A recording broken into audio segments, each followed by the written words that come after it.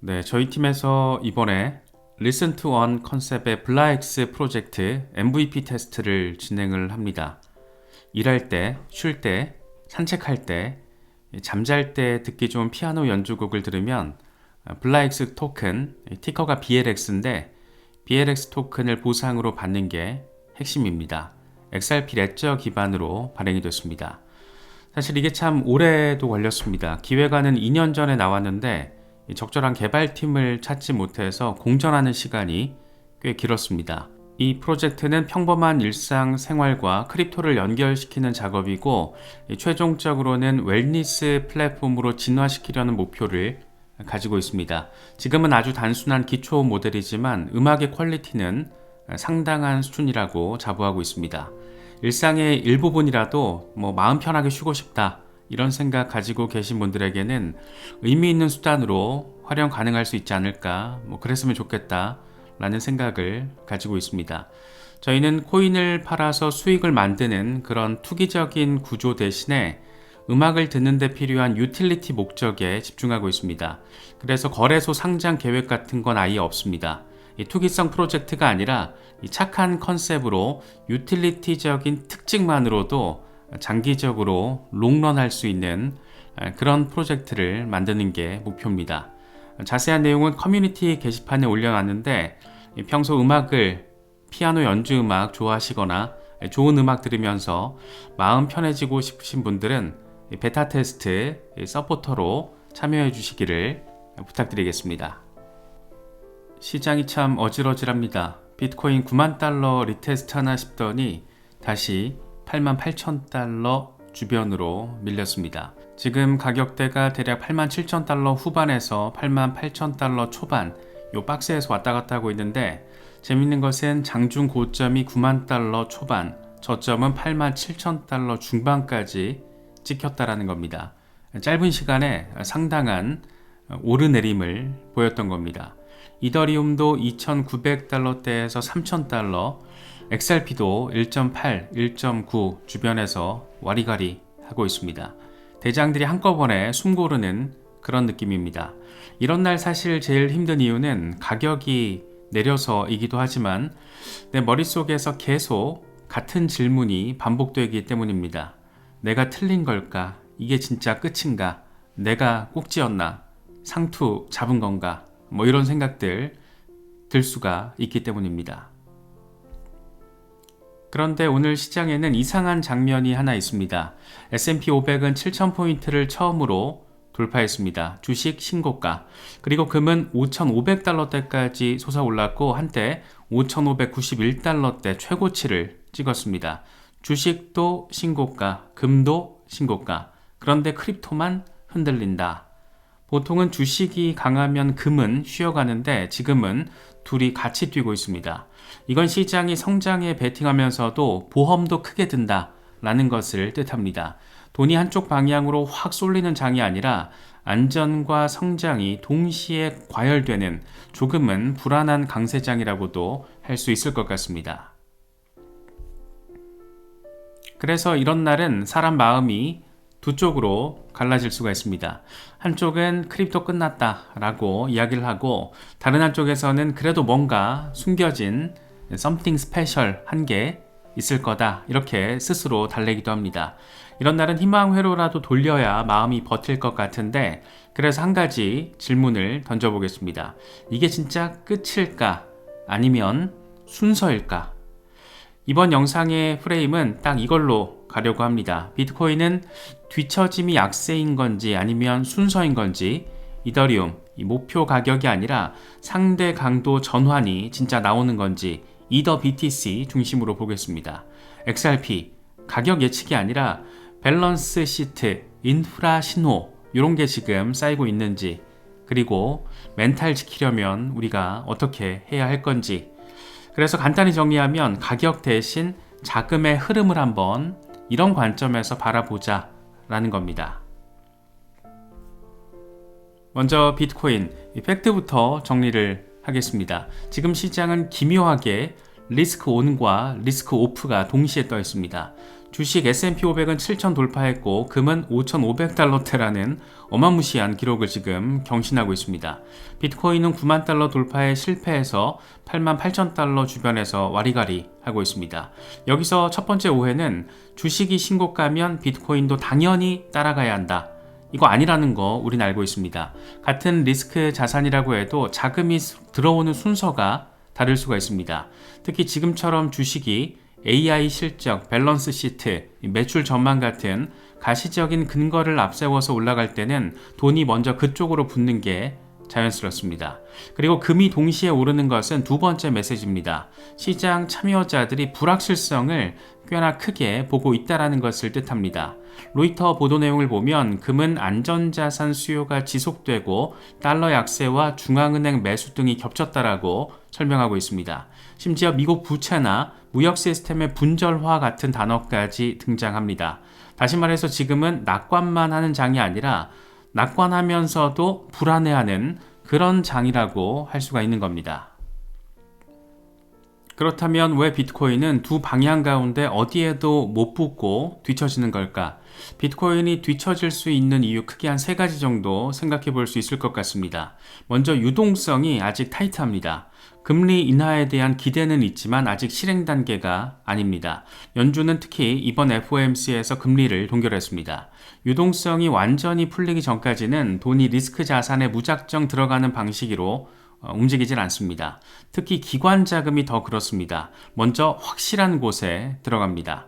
그래서 지금 시장에서 돈이 먼저 붙는 것은 주식, 그리고 동시에 불확실성 보험으로 금이 같이 오르는 모습 펼쳐지고 있습니다. 비트코인은 지금 그 다음 순서로 밀릴 수가 있는 거고 이게 끝이 아니라 순서일 수 있다는 첫 번째 이유입니다. 두 번째로 비트코인은 고베타 자산입니다. 고베타라는 말은 상승장에서 더 빨리 뛰기도 하지만 하락장에서 더 크게 흔들리기도 한다는 것을 뜻합니다. 특히 레버리지 포지션이 많은 구간에서는 가격이 특정 레벨을 깨는 순간 강제 청산이 연쇄적으로 나오면서 하락이 과장됩니다. 우리가 체감하는 공포가 실제 펀더멘털보다 더 커지는 그런 이유입니다. 여기서 멘탈 케어의 핵심 우리가 생각해 볼 수가 있는데 이런 하락이 내가 틀렸다라는 그런 근거가 아니라 시장 구조상 흔들리는 구간일 가능성도 있다라는 겁니다. 그렇기 때문에 공포가 올라올수록 오히려 해야 될 일은 단순해집니다. 분석을 더하기 전에 포지션을 줄이고 공포의 볼륨을 낮추는 그런 상황, 그런 행동 충분히 생각해 볼 수가 있습니다. 세 번째로 금이 해지 수요를 먼저 흡수하고 있습니다. 비트코인이 디지털 금 서사를 갖고 있더라도 돈이 실제로 움직이는 순서는 늘 그렇게 빠르지 않습니다. 전통 자금은 위기 때 가장 먼저 금으로 가고 그 다음에야 대체 자산을 검토합니다. 이번처럼 금이 먼저 폭발할 때 비트코인이 뒤처지는 것은 그렇게 딱 아주 많이 이상한 그림이 아니라고 할 수 있습니다. 여기서 중요한 결론은 이번 하락이 비트코인의 실패라고 단정하기에는 근거가 부족하다는 겁니다. 오히려 자금이 지금 어떤 순서로 움직이는지를 보여주는 그런 장면일 수도 있습니다. 이걸 마라톤에 비유를 해보면 선두그룹이 먼저 치고 나갑니다. 지금은 주식과 금이 선두입니다. 비트코인은 지금 페이스메이커 뒤에 서 있습니다. 그렇다라고 해서 뒤에 있다라는 이유만으로 완주를 포기할 필요는 없을 겁니다. 다만 페이스메이커가 누구인지, 다시 말해서 유동성이 어디로 붙는지 그걸 확인해야 할 겁니다. 그래서 비트코인 체크리스트는 복잡할 필요는 없습니다. 딱 세 가지 정도면 어떨까 싶습니다. 먼저 거시 유동성, 금리, 달러, 정책 톤이 풀리는 쪽으로 가는지, 두 번째로는 리스크 선호, 주식의 강세가 패닉 없는 강세인지, 세 번째로는 크립토 내부적으로 ETF 같은 구조적 수요가 순유입으로 이어지는지, 만약 여기서 하나라도 무너질 때는 방어가 맞고 세 개가 동시에 개선될 때는 그때 비트코인의 순서가 앞으로 당겨질 확률이 커진다라고 바라볼 수가 있습니다. 여기서 끝이냐 순서냐 이걸 조금 더 명확하게 나눠보겠습니다. 먼저 순서 시나리오, 주식이 버티고 금은 과열 이후 조정이 나오거나 속도가 둔화되고 유동성 기대가 살아있을 때 이때 비트코인은 뒤늦게 따라붙는 경우가 많습니다. 반면 끝 시나리오, 주식이 신고가에서 급락하며 변동성이 커지고 금만 단독으로 더 치고 시장이 현금이 왕이다 이런 모드로 들어갈 때 이때는 크립토가 가장 먼저 때려맞는 그런 구간이 나올 수도 있습니다.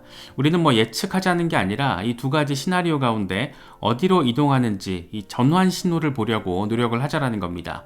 그래서 핵심은 지금 당장 오른다 떨어진다 이런 게 아니라 뒤처진 이런 상황 자체가 다 끝이다 라고 단정하지는 말자라는 겁니다. 그래서 비트코인 판단은 가격이 아니라 유동성 조건으로 해야 한다라는 거, 이게 중요한 포인트라고 할 수 있습니다. 이어서 이더리움. 요즘 커뮤니티에서 이더리움이 6개월 안에 3배에서 4배 갈 수 있다 이런 말이 나오고 있습니다. 여기서 많은 사람들이 실수를 합니다. 일단 그 숫자를 일종의 약속처럼 듣게 되는 겁니다. 이번 영상에서 우리가 고민해야 될 건 이런 목표 가격이 아니라 이더리움이 비트코인 대비로 봤을 때 강해지는지, 그러니까 상대 강도 전환이 실제로 나오고 있는지, 한 분석은 이더 BTC 차트에서 이 4단계 구조를 이야기합니다.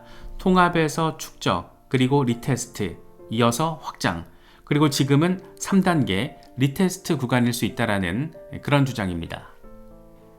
이 이야기가 흥미로운 이유는 단순히 비슷해 보인다가 아니라 과거 사례를 구체적으로 끌어오기 때문입니다.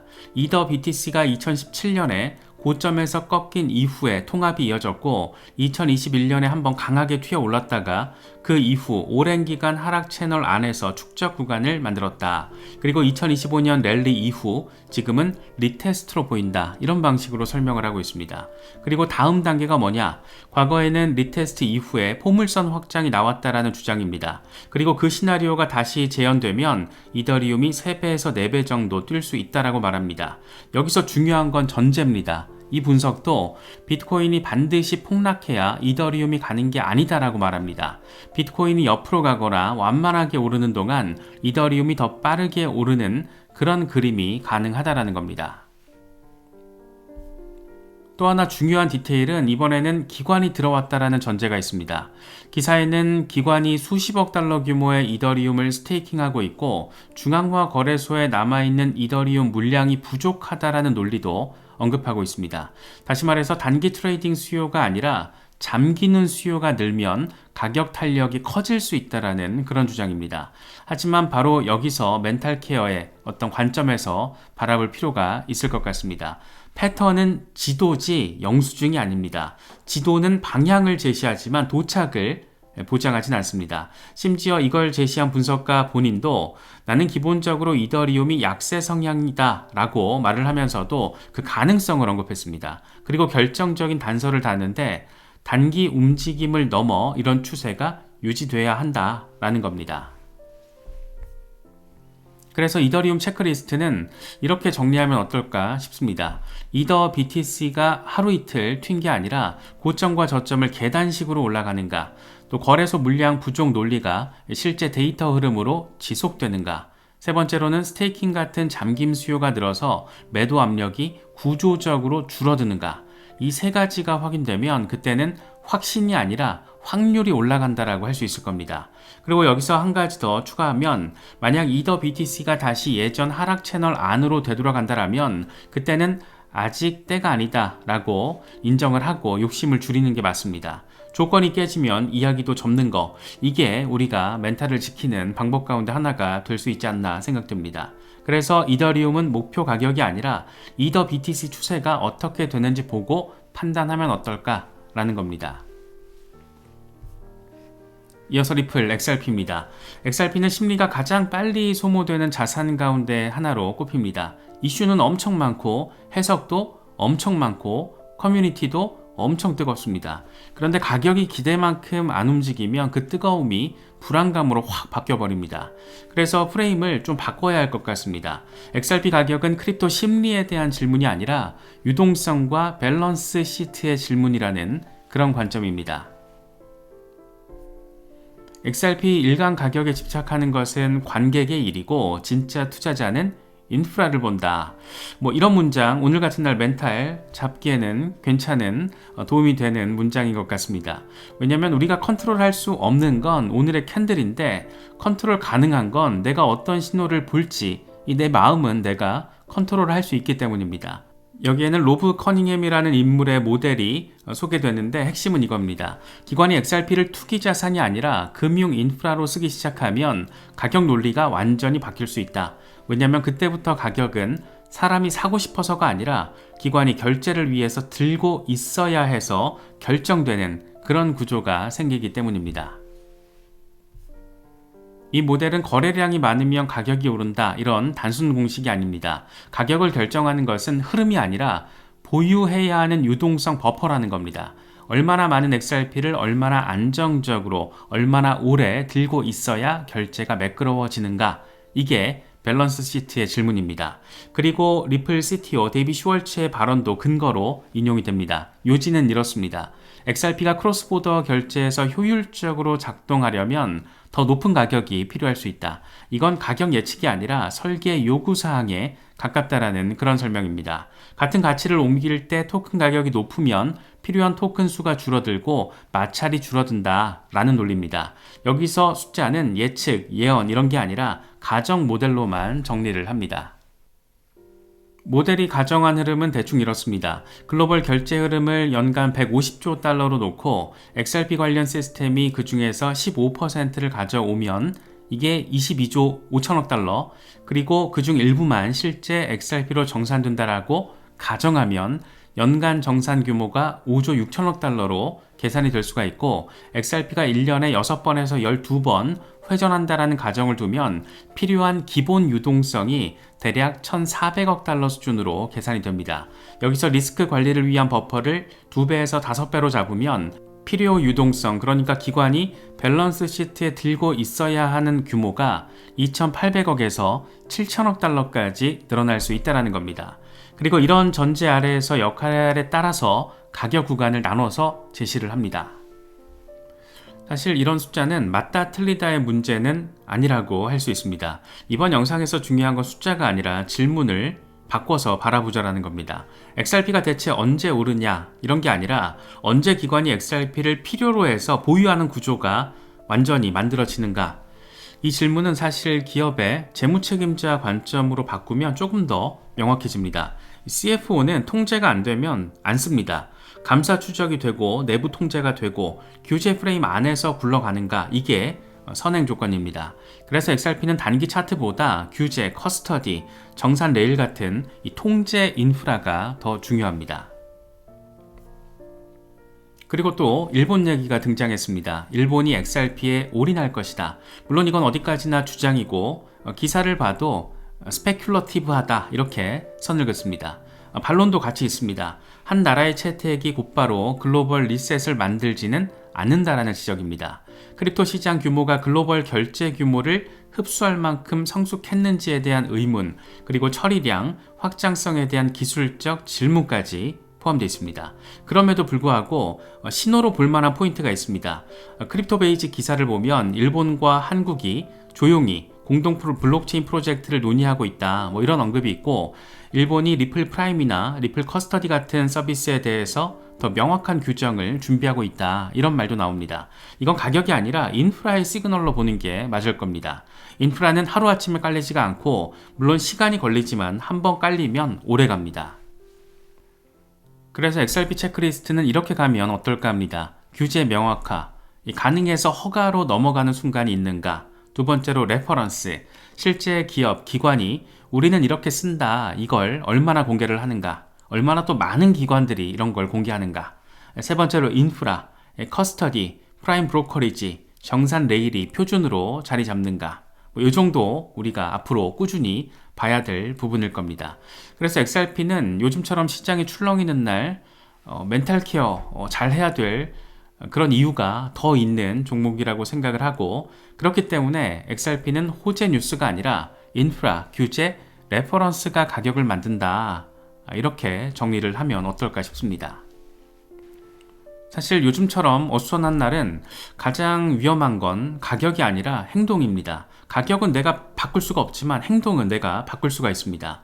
오늘 같은 날 가장 위험한 건 그래서 하락 자체라기보다 판단력을 잃는 겁니다. 판단력을 잃으면 바닥에서 손절하고 위에서 추격하고, 그리고 다음에 반등이 나오면 왜 내가 여기서 나갔을까라고 자책하면서 멘탈이 깨집니다. 그래서 마지막으로 한 4가지 원칙 정도 한번 잘 우리가 고민을 해보면 도움이 될 수 있지 않을까 생각됩니다. 먼저 포지션이 멘탈을 만든다. 내가 불안한 이유는 차트가 아니라 포지션이 과하기 때문인 경우도 굉장히 많습니다. 특히나 레버리지까지 있다면 분석 이전에 레버리지부터 조금 줄이는 게 좋을 수가 있습니다. 현금 비중이 생기면 똑같은 차트가 덜 무섭게 보입니다. 이건 정신력이 아니라 구조의 문제라고 할 수 있을 겁니다. 두 번째로는 확신 대신 조건을 챙기는 그런 습관도 중요한 것 같습니다. 하락장에서 가장 큰 실수는 머릿속에서만 판단을 하려는 겁니다. 조건을 직접 적어보는 것도 좋은 것 같습니다. 비트코인은 유동성이 개선되는 신호가 나오면 다시 본다. 이더리움은 이더 BTC가 추세로 바뀌는지를 확인한다. XRP는 규제, 레퍼런스가 실제로 나오는지를 본다. 이런 메모가 있으면 감정이 막 요동치고 폭주할 때도 다시금 나의 원칙과 전략, 기준에 대해서 생각을 하며 돌아올 수 있을 겁니다. 세 번째로는 가격을 가격 자체로 보는 게 아니라 시그널로 해석하는 습관도 중요한 것 같습니다. 비트코인이 88,000달러 깨졌다가 아니라 이게 지금 유동성이 어디로 가고 있나 이렇게 해석하는 겁니다. 이더리움이 4배 더 간다가 아니라 상대 강도가 유지되고 있나 체크를 하는 겁니다. XRP에다가 일본이 올인한다 이게 아니라 인프라가 실제로 제도권에서 굴러가나 이렇게 확인을 하고 체크를 해야 될 겁니다. 같은 사건을 조금 다르게 관점과 언어를 바꾸는 순간 멘탈이 흔들리지 않고 이건 판단이 될 수가 있습니다. 그리고 4번째로는 너무 많은 뉴스를 보는 건 약이 아니라 독인 것 같습니다. 오늘 같은 날 뉴스 막 20개, 30개 이런 거 보다 보면 멘탈이 좋을 수가 없습니다. 지금 상황에선 사실 딱 2가지 정도 주식, 금리, 금 이런 방향이 패닉인지 아닌지 그러니까 거시적인 관점 그리고 2번째로는 내 자산, 내가 정한 조건이 깨졌는지 아닌지 이거 말고 나머지는 다 대부분 노이즈인 경우가 더 많은 것 같습니다. 소음이 많아질수록 자꾸 우리는 지푸라기를 밧줄로 착각하기 시작하는 것 같습니다. 시장이 워낙 출렁이니까 마음이가 또 짜증이 나고 어수선할 수 있는 그런 상황입니다. 앞으로 이게 괜찮을지 어쩔지 아무도 모릅니다. 시장은 늘 확률 게임입니다. 다만 분명한 건 있습니다. S&P 500은 7,000을 넘었고 금은 5,500달러를 돌파했습니다. 그런데 크립토만 흔들린다. 이건 무너지는 것일 수도 있고 순서가 다른 것일 수도 있습니다. 개인적으로는 순서가 다른 것이라고 바라보고 있습니다. 그래서 예측 이런 거 대신 체크리스트가 중요한 거고 지나친 확신 대신 확률에 대한 관점의 고민이 필요하지 않나 생각됩니다. 그리고 포지션부터 멘탈을 지키는 그런 날입니다. 시장이 어수선할수록 이 멘탈 잘 지키시면서 이럴 때일수록 내가 설정한 전략과 기준에 대해서 조금 더 고민해 보실 수 있으면 더 좋지 않을까 생각됩니다.